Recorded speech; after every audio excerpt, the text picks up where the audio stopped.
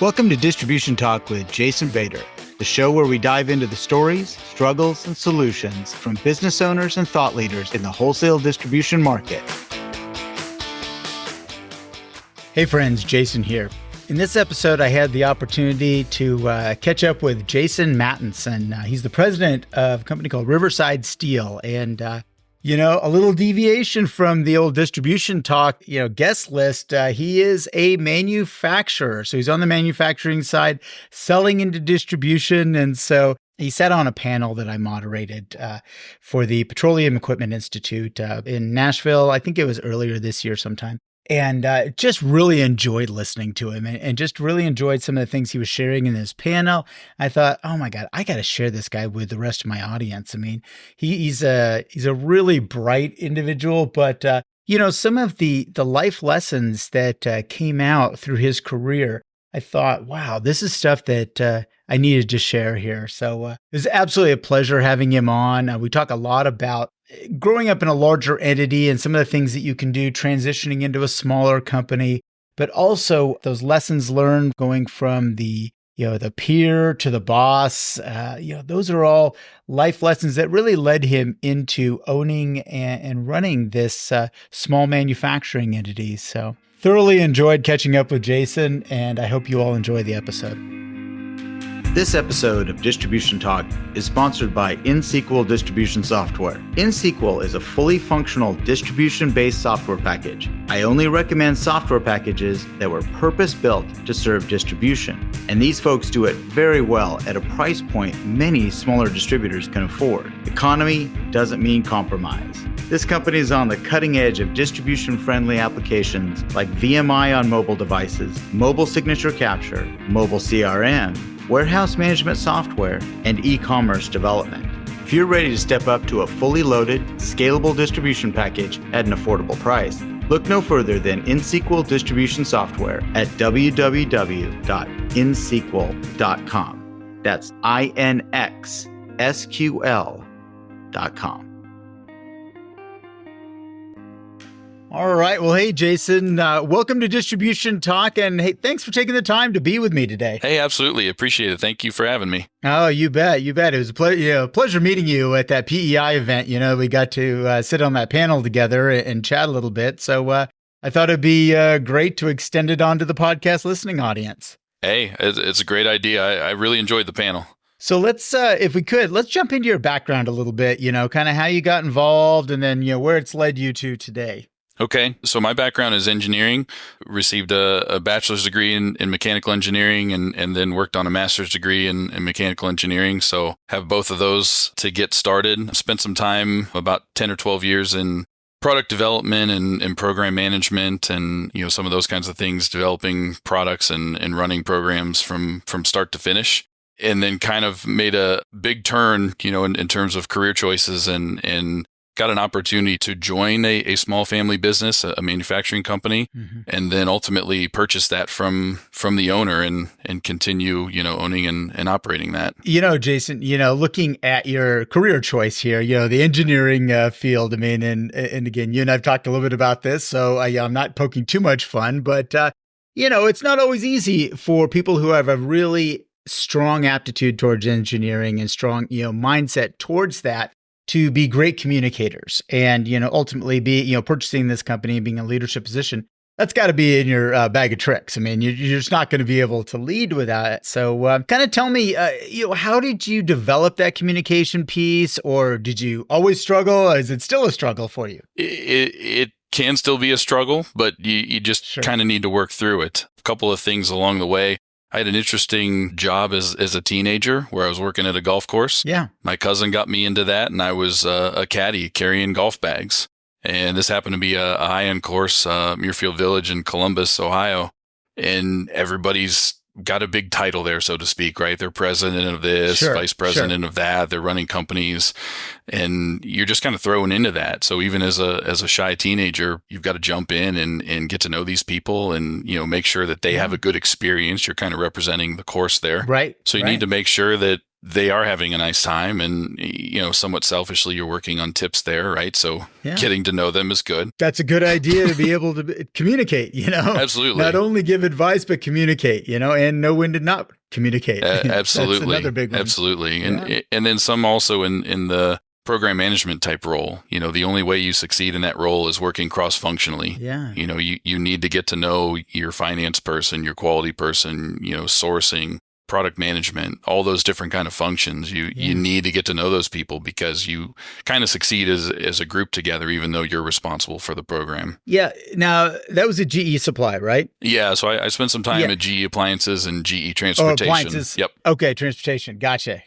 All right. Good. So tell me a little bit about that experience. Well, first of all, your engineering degree, I can kind of see how that, jumped in there, but it sounds like that also there were some other developmental skills that occurred during that time at GE. Yep. So I was fortunate enough to get the first job with GE Appliances as an intern, while I was still in school. Did 3 internships with them, which was a great experience. And then they hired directly from there into their training program. Mm-hmm. They have what's called the Edison engineering training or development program. And that's a 2-year program. You do 6-month rotations. They bounce you around different product lines, different jobs. You go through training. That's when I did the master's degree as well, because some of their classes count towards that. And it's just a great experience to see different parts of the business, work in different areas, over a 2-year span.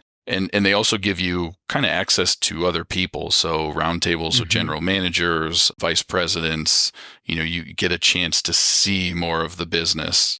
Again, shy engineering kid coming into, these roundtables and, again, fairly young, you're only a few years out of your undergraduate and you're a graduate and you're interacting with some people who have probably been around for a little bit. And, what kind of impact did those roundtables have? I mean, you're talking about, again, meeting with those different, general managers and whatnot.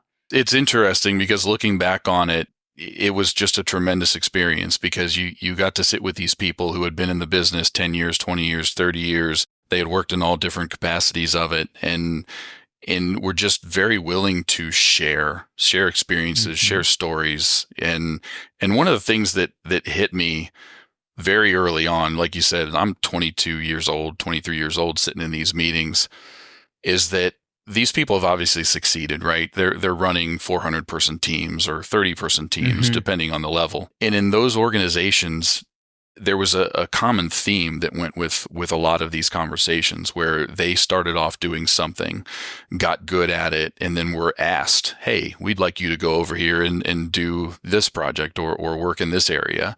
And, oh, hey, I did that for 2 or 3 more years. And then, I was asked to go do this.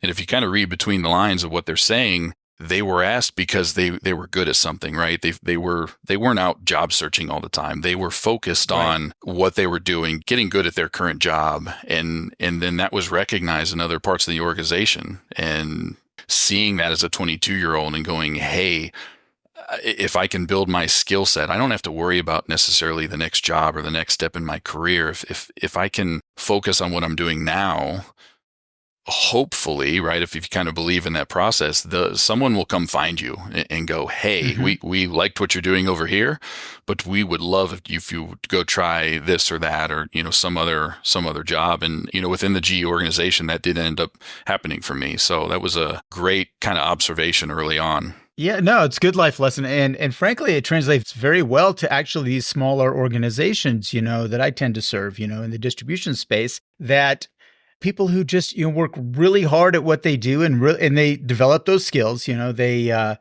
try to figure out exactly, how they can best be a team player. I mean, they work very well. They make other people's jobs easier, and they do get recognized and they advance. And so I think it's a great lesson, coming from a large entity, because I think a lot of times people don't think that there are a lot of translations between, very large entities like GE to a small privately held organization. That one rings very, very true. And I think it's something that maybe is a little bit lost on people today, some of the younger people entering these companies. It could be. And really, I think being forced early on to work cross-functionally was a big thing, and from a kid, I always wanted to be an engineer. I was good at math and science, and I just got told that a lot. Oh, you're good at math and science. You should go be an You should be an engineer. engineer. Yeah. And you believe it, right? Without a better path going forward, you believe it and you go do it. And I liked aspects of it. I really did. But being able to work cross-functionally and see what some of the other groups were doing, engineering can become a good way of transitioning or providing opportunity in other areas that you may not have thought were possible or weren't looking at, or something to that effect. But it's a good place to start, because you always have that technical background. I mean, Jason, I sense, and you and I haven't spent a lot of time together, but I sense a curiosity about people in you. I mean, I kind of get a sense for that, because again, you tended to gravitate to those, those people you were caddying for. You gravitate and you listened and you learned how to get your tips. I mean, that was a very important thing. But again, curiosity about people. Well, how do they get to go do this, during the summer? How do they get to, leave the workday and do this? And so I suspect, you said there were a lot of high titled individuals, but again, how did they get there? And again, you probably saw that in GE as well. Again, the curiosity of how did they get there? Not what their skill sets were. It was, how did you get there? Yep. Absolutely. It's a very interesting path. Everyone's path is a little bit different, but For sure. The hard work, the time spent, it's all good in developing skills, over time and learning as much as you can. And it's always great in those organizations that people are generous with their time. If you have an issue or need some help on something, there was always somebody there that could guide you a little bit or point you in the right direction or provide some feedback. And don't be afraid to ask those questions. It's very important in your own development. And then, a little bit as we're kind of getting towards for this one is how do you then take some of that a little bit and, use some of that skills that you've gotten over the years and pay that forward, help somebody else out a little bit. Absolutely. No, I think that's the most important part is, that is, I'm a true believer. You don't get to keep it if you don't pay it forward. So in the GE University, in that project management role, you had to work with a lot of different teams. I mean, you had to try to, I guess, persuade or not only coexist, but you had to kind of try to get them to do some things for you, or to help your team. How did you do that? What did you find was kind of the best way to get others, that maybe don't necessarily report to you, but, really coexist? I mean, alongside you. And if they do not assist you, that project doesn't go forward. You know what I mean? I'm 100% with you. It's hard. Yeah, I mean, that's one of the hardest things to get a good feel for and learn about when you're working through these programs, especially, a little bit. I got thrown into that at 25 years old, and, it was sink or swim. And, there's a little bit of struggling there early on. A couple of programs didn't go so well. And then, the more time you spend, they get a little bit better. And I think you just need to get to know people. Yeah. Anyone that comes in and, oh, I need this, oh, I need that, you're not going to get anywhere, and in a big organization like that, especially in the training program I was in, the people who had been there a long time had been seeing this for years, right? New 22-year-old kid comes in with engineering degree, wants to make a difference, do things, and, has all these great ideas. But the people working in some of those areas, had been burned before. And they don't really want to embrace your enthusiasm and and some of that early on. So Sure. Depending on, what their job title is or what organization they work in, I found just try to get to know people a little bit, try to work with them, ask them what they think. I mean, engineers can do a lot of great things, and there's a lot of, wonderful technology tools out there with 3D modeling and those kinds of things that are great. Go talk to the person that's going to install these things, the person that's doing maintenance on them. Go talk to these people and get their thoughts on things, because they know more about it than you do. I mean, there's not a doubt in my mind. They know more about it than you do. And just being humble about that and trying to learn. Yeah. And if you take that approach, you're going to be so much better off in the long run, because you can build that relationship with them in order to try to do things. Because you're going to need things from other people as a program manager. That'll never stop. They don't technically report to you. They're in other parts of the organization. You're going to need to work with them as a team, and figuring out the best way to do that and somewhat related to your own personality, right? And your own skill set. But I've had very good success with just getting to know people, try to understand their perspective, get their thoughts on things, and you'll end up with more in the long run because they will feed you ideas and feed you other things, and you're not trying to take the ideas for the credit, right? But take them to move the thing forward, whatever it is you're working on in product development, give them the credit because they deserve it, but everyone succeeds then. It's funny. It just kind of brought to mind, a mentor of mine. I remember him saying this: if you really want to test how good your communication and leadership skills are, go sit on a volunteer board where you don't have any influence over anybody and just see how you do on that one. And I think to your point earlier is, you really have to go in humble. I don't know everything. I am not the grand poobah here. But learn about the people around you and figuring out, okay, well, what makes them tick? What motivates them? And ultimately have them tell you their story and, where they are really great and what really motivates them, what they like. And, all of a sudden the doors kind of open. They just say, hey, they do. Yeah, this kid ain't bad. He's a little different than the other ones. He's okay. Maybe this one will be all right. Yeah, he's okay. And the other thing I liked about it is learning about the other parts of the organization is when you're in the midst of a program and everything's just kind of coming at you and you're doing lots of things, you're very busy, but are you getting the right tasks done? Sometimes you have 3 weeks to get a task done. Sometimes you have 3 days. Sometimes you have 3 hours.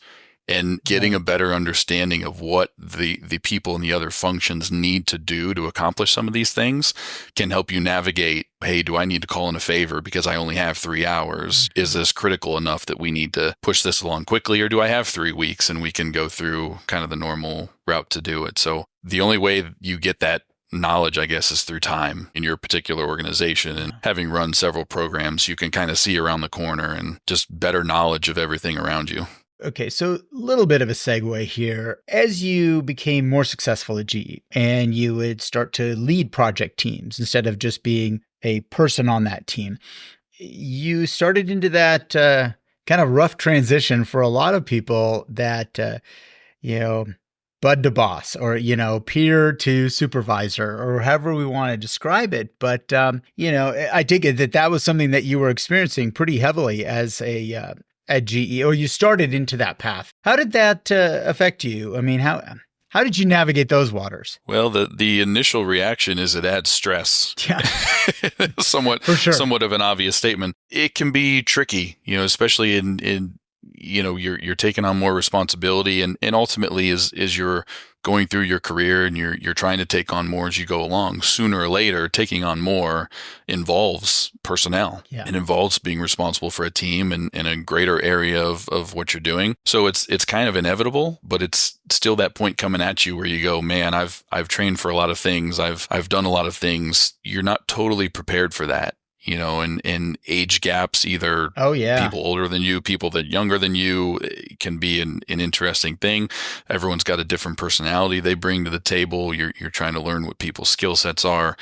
It's just a lot to take in, as you experience that. And it can be overwhelming, absolutely overwhelming. Yeah. I don't know the best way through it, but the best way that I kind of went about it was to sit back and just think about the past a little bit. At that point in time, I've been in the working world for probably a dozen years or so, and thinking back to experiences of, hey, I really liked what this person did, or this I don't think worked quite as well when we did a team meeting this way, or something like that. And just trying to take little bits and pieces of, here's what I liked about managers that I had previously had, and maybe here's a few things that I think didn't go so well, and using that as a starting point to kind of formulate your own management style. I think you kind of ultimately need to get to that point.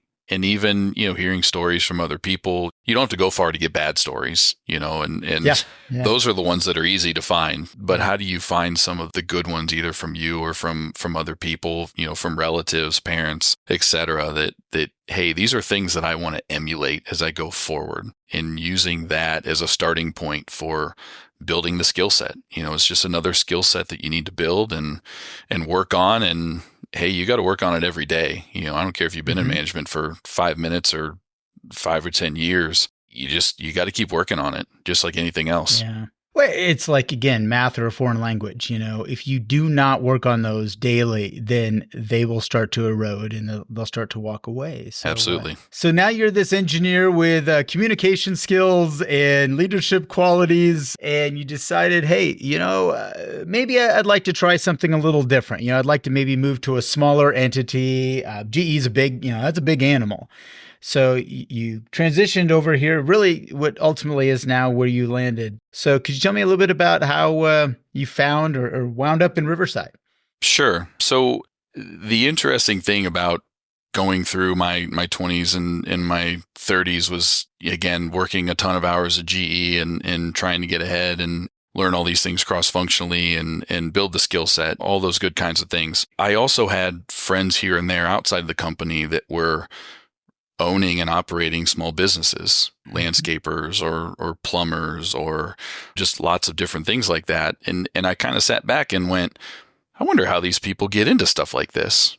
It's not the typical path of an engineer. Absolutely. Engineering is stereotypically, right? You're at places like GE or at a big car company or, something like that where they're employing hundreds of people, thousands of people. They have huge budgets. They're working on huge things. I mean, I worked at GE Transportation a little bit building locomotives. You don't build locomotives with a dozen people. No, not at all. It's a huge enterprise. Yeah. So it kind of intrigued me as to how do these people actually get into this? And through a regional organization that I belonged to for a number of years, I had met some of these people that were running businesses, small family-owned businesses here or there. They might have 5 people, they might have 30 people, but they're all kind of in this arena. And I just kind of wondered about that. And then 8 years ago, one of these people that, was in that I had known for probably 5 or 6 years had approached me and said, hey, I'm looking for someone with an engineering background, that's got good attention to detail, that can do some of these, work cross-functionally kind of things. I'm looking for these kinds of skill sets. I want you to come work for me. We'll transition out, spend 4 or 5 years. I'll teach you everything that I know about doing this because I've been doing it 25 or 30 years. And then ultimately we'll put together a deal where you buy the company and I'm going to go retire. And sounds crazy even now, 8 years later to say this, but that's the conversation we had in 2016. And this opportunity just kind of found me. Yeah. Yeah. Well, I mean, you've been in a very, albeit hard working environment, but also a comfortable, surrounded environment in GE. There's a lot of support and whatnot. And then you're really contemplating, leaving all that, leaving the nest and here go off to this entity that somebody says, well, and also I want you to buy it from me. That's got to be a little bit daunting. I mean, it's got to be a little soul searching. It's like, man, do I really want to take that leap of faith? Oh, but yeah, bigger than daunting. You don't even know where to start. At that point, you start calling people, call the parents. Hey, what do you think? We had to be a little careful initially because I couldn't just go to work and go, hey, what do you think about this? No. It's different. You start to go through the steps. Okay, one of my dad's friends is a small business accountant. Let's hire him to look over numbers. Let's go, visit it's a small manufacturing company. Let's go visit the site. Let's go take a look. I mean, this was also 2 hours away. So it wasn't just a new job. It was, hey, we're moving the family, taking a leap of faith in a new area, all those kinds of things. And we just kind of started going through that process. What would this look like? Talking to the gentleman that proposed the offer initially, we did several site visits, taking a look at everything. And, you go back to engineering training a little bit. Yeah. You make the best decision that you can with the information that you have at the time. It's kind of a somewhat stereotypical or classic engineering approach, but that's what you have to do, and part of me felt like I wanted to try it, right? And go into the unknown and see if I can make that work.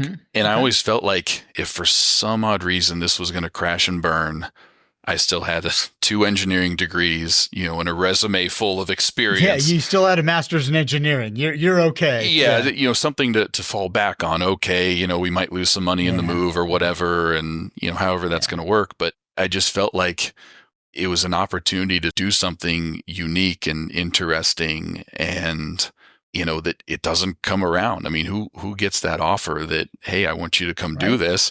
And going back to 10 minutes ago, thinking about, hey, how do people even get into these? This is an unconventional way Yes. to get into owning a business, but it doesn't mean it Yeah. doesn't work. No, and it's funny, Jason. I have run across several people now that I've been on the consulting side and, asking the same kind of question.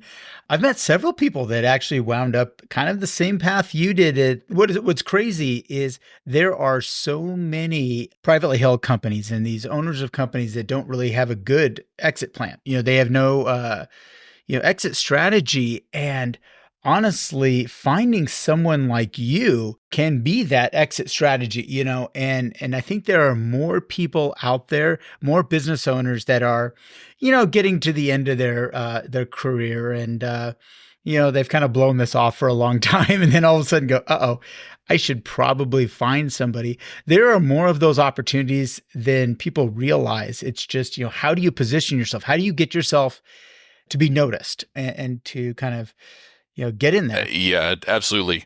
There are opportunities out there. I can appreciate now that we've done the full transition, that it's difficult for a person that's in that position. What do you do next, right? You sell it out to somebody, which has its own challenges. You close the doors, which is good for nobody, right? And very much including the employees that are there. You continue the legacy. So I actually bought from the second generation. It was his dad and his uncle that had started this particular company. And, continuing that legacy. He had spent 30 years building this into what it is, and let's continue this going forward. And I was very fortunate enough to have other people that were friends/mentors that were in this kind of arena. One friend in particular, the irony of this situation was just perfect. So I was offered this position on a Friday, basically, at this meeting.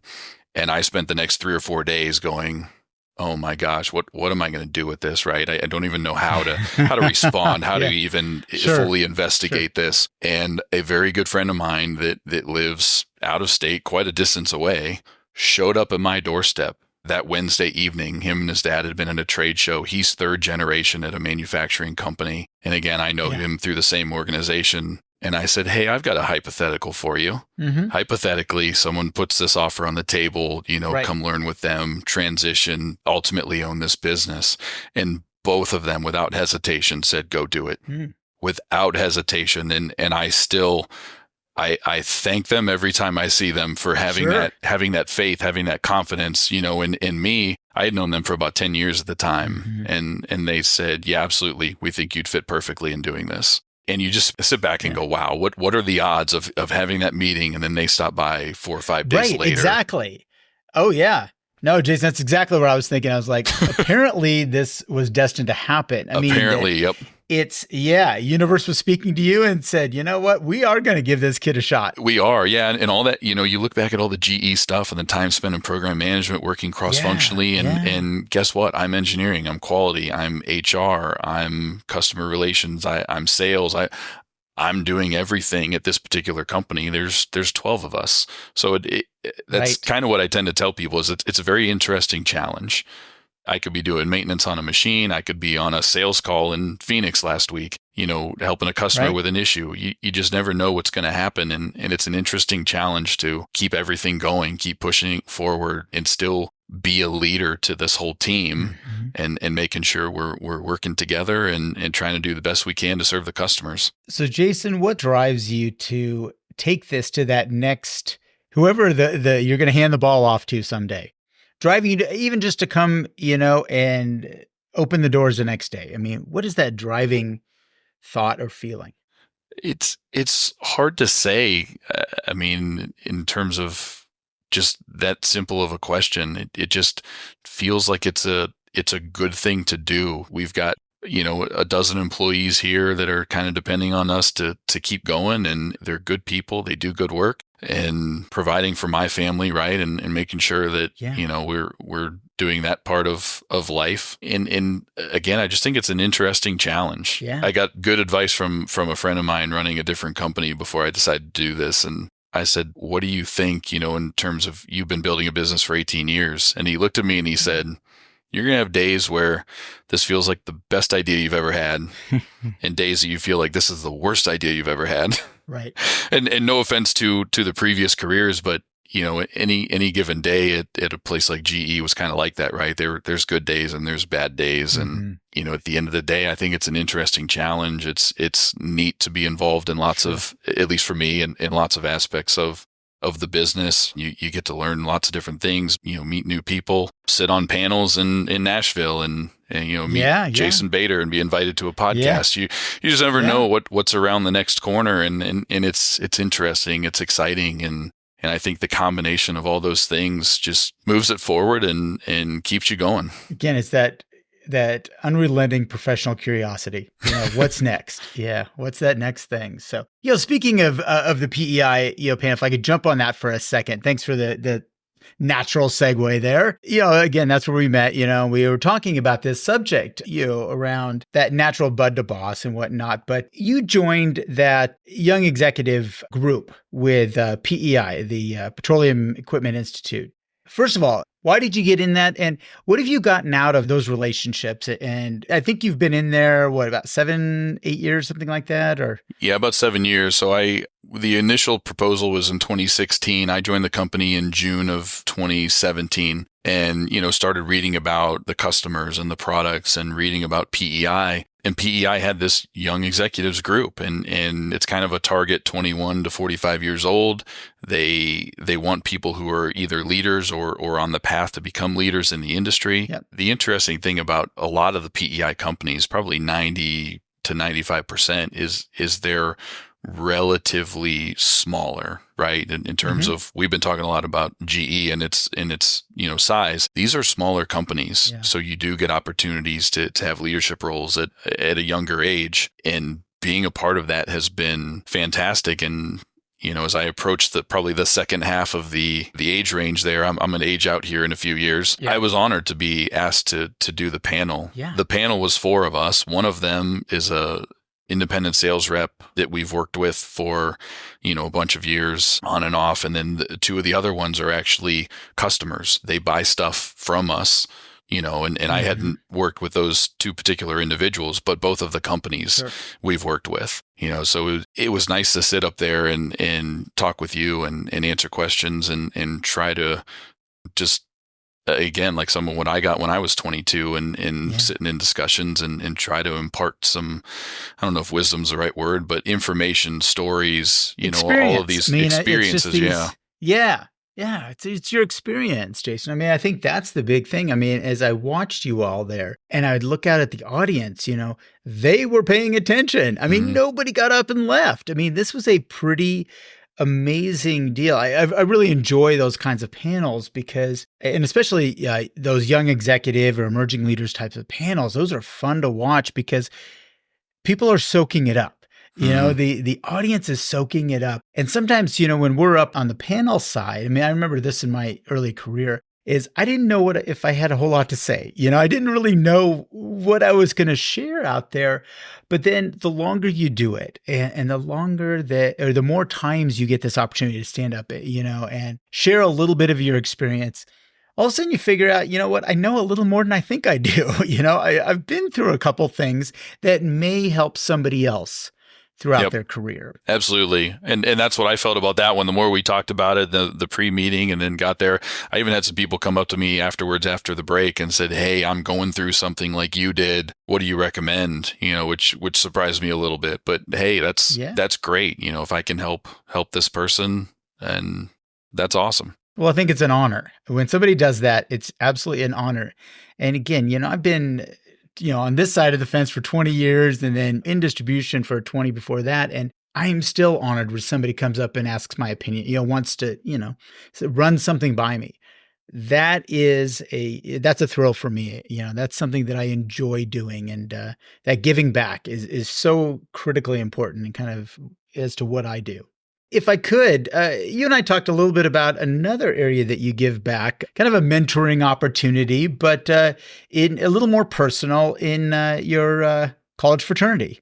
Could you talk a little bit about some of the involvement there? Yeah, so I did my undergrad at the Ohio State University in Columbus, Ohio, and I was involved with Theta Tau, which is a national engineering fraternity, which is mostly professional development, a little bit of, we'll call it shenanigans in college, but they actually do a great job of doing professional development events and connecting you with industry, through internships or things, or just with alumni. And now that I've been in the industry long enough, I'm still on the email list, from the Columbus group, and they'll do sessions where they advise people on interviewing or resume training. They've done some mentorship programs, so as time allows, that's a cool one to be involved with, because you've got people who are literally in my shoes, when I was in school, a couple decades ago, going through those same things. And I had such a great experience through that. Got some help from some of the older members when I was there. And because you're in engineering, that takes people,